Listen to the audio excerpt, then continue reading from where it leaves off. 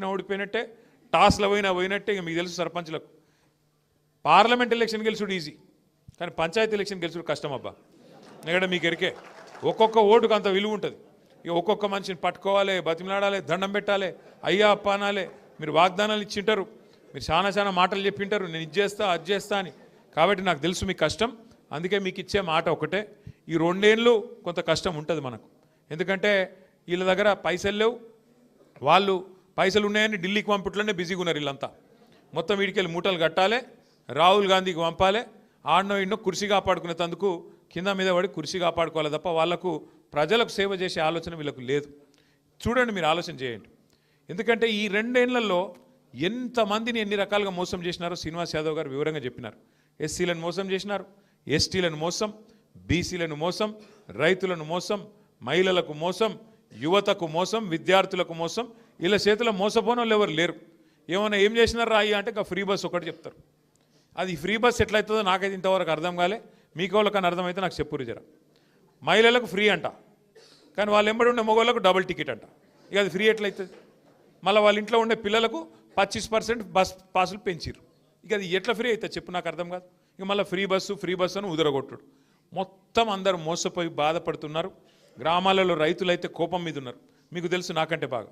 రుణమాఫీ కాలే, రైతు బంధు రాదు, ఇదివరకు కరెక్ట్గా వచ్చే కరెంట్ ఇప్పుడు కరెక్ట్గా వస్తలేదు. యూరియా ఆఖరికి యూరియా అన్న కరెక్ట్గా ఇచ్చే ముఖం ఉన్నది రైతులకు. యూరియా కోసం ఇలా యుద్ధాలు చేయాల్సిన పరిస్థితి పాపం రైతులకు ఇలా ప్రతి గ్రామంలో ఉన్నది. అందుకే ఇప్పుడు మళ్ళీ ఎక్కడ లైన్లు కడతారో మళ్ళీ ఎక్కడ తంతారో అని భయంతో కొత్త దుకాణం తెరిచిరు వీళ్ళు. ఏందట అంటే ఇదివరకు యూరియా షాపులలో దొరుకుతుండే, ఇప్పుడు యాప్లో దొరుకుతుందంట. యాప్ ఫోన్లో యాప్ ఉండాలనంట, యాప్లో దొరుకుతుందంట.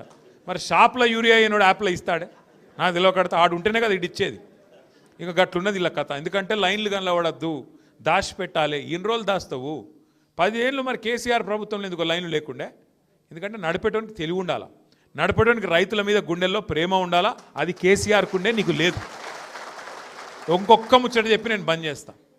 ఏమన్నా అడిగినావు అనుకో గట్టిగా, ఏమా ఎందుకు చేస్తలేరు, మరి 100 రోజులు 6 గ్యారంటీలు అన్నారు కదా, ఏడవైనా ఈ స్వామి అంటే ఒకటే అబద్ధం చెప్పుడు నేర్చుకున్నారు. ఇక అప్పుల పాలైపోయింది రాష్ట్రం. అప్పులైపోయినాయి. అబద్ధం చెప్పినా అతికేటట్టు ఉండాలి. ఒక ఆయననేమో 6 లక్షల కోట్ల అప్పయింది అంటాడు, ఇంకొక ఆయన 7 లక్షల కోట్ల అప్పయింది అంటాడు, ఇంకొక ఆయన 8 లక్షల కోట్ల అప్పయింది అంటాడు. వాళ్ళకే శృతి లేదు. మరి కేంద్ర ప్రభుత్వం మొన్ననే ఒక ప్రకటన చేసింది పార్లమెంట్లో. ఒక బీజేపీ ఎంపీ గారు అడిగిండు తెలంగాణ ఆయన్నే, అసలు కేసీఆర్ గారు ప్రభుత్వం చేసిన అప్పు ఎంత అని అడిగాడు. అడిగితే కేంద్ర ప్రభుత్వం రిజర్వ్ బ్యాంక్ ఆఫ్ ఇండియా దగ్గర లెక్కలు తీసుకొని కాగ్ లెక్కలు తెప్పించుకొని మొత్తం చాన్బీన్ చేసి పార్లమెంట్లో ప్రకటించింది. ఏమని ప్రకటించింది? 2014 జూన్ 2 నాడు కేసీఆర్ గారు ముఖ్యమంత్రి అయిన నాడు రాష్ట్రం నెత్తి మీద ఉన్న అప్పు 72,000 కోట్లు. కేసీఆర్ గారు డిసెంబర్ 3, 2023 నాడు రాష్ట్ర ప్రభుత్వం నుంచి జరిగిన నాడు ఉన్న అప్పు 3.5 లక్షల కోట్లు.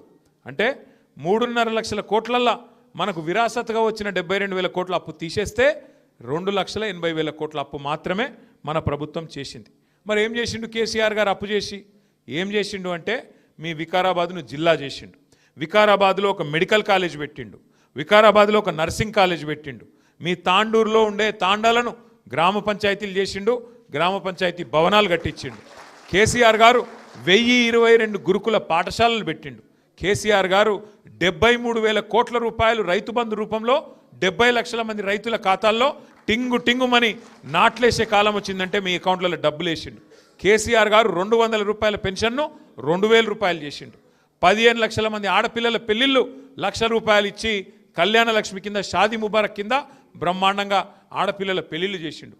14 లక్షల మంది ఆడబిడ్డలు ప్రసూతి అయితే మగపిల్లగాడు పుడితే 12,000, ఆడపిల్ల పుడితే 13,000 రూపాయలు ఇచ్చి కేసీఆర్ కిట్ ఇచ్చి మేనమామ లెక్క వాళ్ళకి అండగా నిలబడ్డాడు. ఇట్లా చెప్పుకుంటా పోతే 1-2 కాదు, ఊర్లలో మొత్తం LED లైట్లు పెట్టించిండు కేసీఆర్ గారు. ఊర్లలో 16,000 నర్సరీలు పెట్టించిండు. చెప్పుకుంటూ పోతే చాలా కార్యక్రమాలు, పల్లె ప్రగతి, పట్టణ ప్రగతి, మీ రోహిత్ రెడ్డి గారి నాయకత్వంలో మీకైతే ప్రత్యేకంగా జీవోలు ఇచ్చిండు కేసీఆర్ గారు. 1-2 కాదు, 100 కోట్ల రూపాయలు. రోహిత్ ఇక్కడనే సార్తో దాదాపు ఒక 2-3 నెలలు ఉన్నాడు వరుసగా ప్రగతి భవన్లో ఉంటే, ఎన్ని డబ్బులు కావాలంటే తాండూరుకి అన్ని డబ్బులు అప్పుడు మంజూరైతే ఇప్పుడున్న ఎమ్మెల్యే గారు వాటికే మళ్ళీ ఇంతకుముందు సీనన్న చెప్పినట్టు ఇది అటు మార్చి అది ఇటు మార్చి ఆయన తెచ్చినాన్ని పోజులు కొడుతున్నాడు తప్ప నిజానికి ఆ నిధులన్నీ తెచ్చింది తప్పకుండా రోహిత్ రెడ్డి గారు, ఇచ్చింది కేసీఆర్ గారు. ఇది వాస్తవం. వీళ్ళు వచ్చినాక కొత్తగా ఇచ్చింది ఏముంది? ఏమీ లేదు. అందుకే దయచేసి మనం గ్రామాన వాస్తవాలు చెప్పుకోవాలి. అప్పు ఎంత అయింది, ఎందుకయింది? మరి ఇవాళ రేవంత్ రెడ్డి గారు వచ్చినాక 2 ఏళ్లలో 2.5 లక్షల కోట్ల అప్పు అయింది. ఏం చేసినావు మరి 2.5 లక్షల కోట్ల అప్పు చేసి? ఒక ఇటుక పెట్టినవా? ఒక కొత్త రోడ్ వేసినవా? ఒక కొత్త మోరీ కట్టినవా? ఏం చేసినావు నువ్వు? 2.5 లక్షల కోట్ల అప్పు. పెన్షన్లు పెంచినవా? ఏం చేసినావు? ఎక్కడ పోయినాయి పైసలు? సమాధానం చెప్పరు. తాండూరులో ఎన్నిండ్లు అయినా అని అడుగుతున్నాడు సీనన్న. ఎన్నిండ్లు కట్టిర్రు, ఏమవుతుంది అని అడుగుతున్నాడు. నేనేమంటున్నా అంటే దయచేసి ఒకటి యాద పెట్టుకోండి. ఒకటి మాత్రం పక్కా, ప్రజలకు అన్ని వాస్తవాలు, అన్ని విషయాలు ఒక్కొక్కటిగా అర్థమవుతూ ఉన్నాయి. ఒక్కొక్క వర్గానికి ఇప్పుడిప్పుడే మొత్తం తేటతెల్లమవుతున్నది. అన్ని విషయాలు వివరంగా అర్థమవుతున్నాయి. ప్రజలు ఎదురు చూస్తున్నారు. ఇప్పుడు నిజానికి ఈ ఎలక్షన్లో కేసీఆర్ గారు కాలు బయట పెట్టలే, ఒక మాట కూడా టీవీలో కూడా చెప్పలే. కానీ మన సింబల్ కూడా లేదు, కారు గుర్తు కూడా లేదు. కానీ మనోళ్ళు ఎక్కడికక్కడ వీరోచితంగా అద్భుతంగా కొట్లాడి ఇవాళ మొత్తం రాష్ట్రంలో అద్భుతమైన రిజల్ట్ తీసుకొని వచ్చినారు. దానివల్ల ఇవాళ ప్రభుత్వమే వెనుకకు పారిపోయే పరిస్థితున్నది. జిల్లా పరిషత్, మండల పరిషత్ ఎలక్షన్లు పెట్టకుండా గుర్తు లేకుండానే గిట్లున్నది. ఇక గుర్తొచ్చి మళ్ళీ కేసీఆర్ గుర్తుకొస్తే ఎట్లుంటుందో అని చెప్పి తప్పించుకొని పారిపోయే పరిస్థితి ఉన్నది. ఒకటి మాత్రం పక్కా, ఇంకొక 2 ఏళ్ళు మనకు కొద్దిగా పరీక్షా సమయం ఉంటుంది. 2 ఏళ్ళు వాడొకడు వీడొకడు కాంగ్రెస్ వాడు మనల్ని అవమానిస్తే అవసరమైతే 1 నిమిషం తలకాయ కిందికేసుకోవాలి, 4 అడుగులు వెనుకకేయాలి. ఎందుకంటే ఎక్కడ నెగ్గాలనో తెలియాలి, ఎక్కడ తగ్గాలనో కూడా మనకు తెలియాలి. తెలిస్తేనే రేపటి రోజున 4 అడుగులు ముందుకేసేందుకు అవకాశం ఉంటుంది. కాబట్టి అధైర్య పడకండి. రేపు మళ్ళీ మున్సిపల్ ఎలక్షన్లు తొందరలో రాబోతూ ఉన్నాయి. తాండూరు పట్టణంలో మున్సిపల్ ఎలక్షన్ తొందరలో జనవరి, ఫిబ్రవరిలో వస్తుందని చెప్పి వార్తలు వస్తున్నాయి. తప్పకుండా అందులో కూడా గ్రామాల్లో ఉన్న వాళ్ళు కూడా మీ చుట్టాలు ఉంటారు, పట్టణంలో మీ దోస్తులు ఉంటారు, మీ క్లాస్మేట్స్ ఉంటారు. మనం కూడా అవసరమైతే ప్రత్యేకంగా బాధ్యత పెట్టుకోవాలి. తాండూరులో ఉండే 38 వార్డులు ఎంత, 36 వార్డులకు నేను రోహిత్ రెడ్డి గారిని కోరుతా ఉన్నా, ఆనంద్ గారిని కోరుతా ఉన్నా. ఇప్పటి నుంచే గ్రామాలకు సంబంధించిన బృందాలు అక్కడ ఇన్ఛార్జీలుగా వేసుకోండి. బెస్ట్ క్యాండిడేట్లు ఎవరో ఇప్పటి నుంచే దేవులాడుకోండి. రిజర్వేషన్లు ఎట్లుంటాయి ఏంది మీకు ఐడియా ఉంటుంది. దాని ప్రకారం మరి ఇప్పటి నుంచే లెక్కాపత్రం తయారు